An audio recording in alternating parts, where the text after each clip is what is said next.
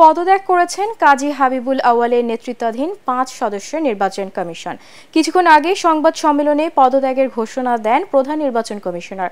২০২৪ সালের দ্বাদশ জাতীয় সংসদ নির্বাচনে একদলীয় ছিল মন্তব্য করে তিনি বলেন, এই নির্বাচনে ব্যক্তির সাথে প্রতিদ্বন্দ্বিতা হয়েছে, কোনো দলের সাথে নয়।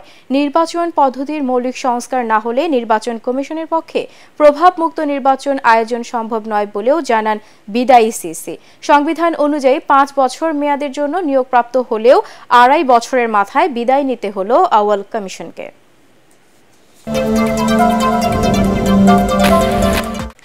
ভারতে বসে বাংলাদেশ সম্পর্কে সাবেক প্রধানমন্ত্রী শেখ হাসিনার সাম্প্রতিক রাজনৈতিক বক্তব্য বিবৃতিকে অবন্ধুসুলভ আচরণ বলে মন্তব্য করেছেন অন্তর্বর্তী সরকারের প্রধান উপদেষ্টা ডক্টর মোহাম্মদ ইউনূস।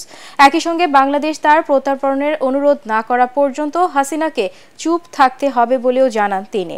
ঢাকায় তার সরকারি বাসভবনে ভারতীয় বার্তা সংস্থা পিটিআইকে দেয়া এক সাক্ষাৎকারে ডক্টর ইউনূস এই মন্তব্য করেন। তিনি বলেন, বাংলাদেশের পক্ষ থেকে তার প্রত্যর্পণের অনুরোধ না করা পর্যন্ত ভারত যদি তাকে রাখতে চায় তাহলে শর্ত হবে শেখ হাসিনাকে নীরব থাকতে হবে। ডক্টর ইউনূস আরও বলেন, বাংলাদেশ যখন ভারতের সঙ্গে শক্তিশালী সম্পর্ককে মূল্য দেয় তখন নয়াদিল্লিকে অবশ্যই আওয়ামী লীগ ছাড়া দেশের অন্য সব রাজনৈতিক দলকে ইসলামপন্থী হিসেবে আখ্যায়িত করা বন্ধ করতে হবে। একই সঙ্গে শেখ হাসিনা ছাড়া বাংলাদেশ আফগানিস্তানে পরিণত হবে, তা ভাবারও কোনো কারণ নেই বলেও মন্তব্য করেন তিনি।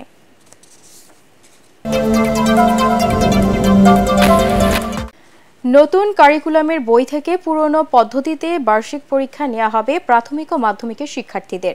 যারা ক্লাস 9-এ পড়ছে, ক্লাস 10-এ তাদের গ্রুপ বিভাজন হবে। ২০১২ সালের শিক্ষা কারিকুলামে সংক্ষিপ্ত সিলেবাস হবে তাদের এসএসসি পরীক্ষা। স্কুলগুলোতে এইসব নির্দেশনা পাঠিয়েছে এনসিটিবি।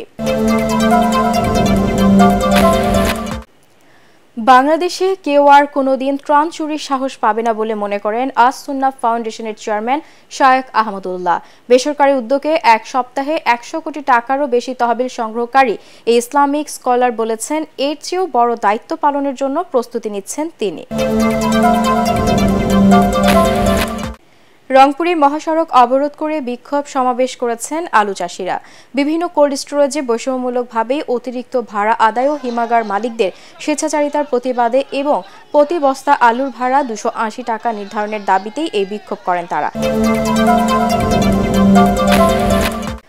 পাকিস্তানের বিপক্ষে ২-০তে সিরিজ জিতে হোয়াইট ওয়াশ করে ট্রফি নিয়ে বীরের বেশে দেশে ফিরেছে বাংলাদেশ, কিন্তু সঙ্গে ছিল না সাকিব আল হাসান।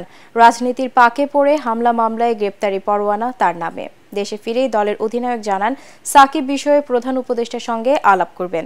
সে সঙ্গে জয়ের এই ধারা ধরে রেখে আসন্ন সিরিজে ভারতকেও হারাতে চান তিনি।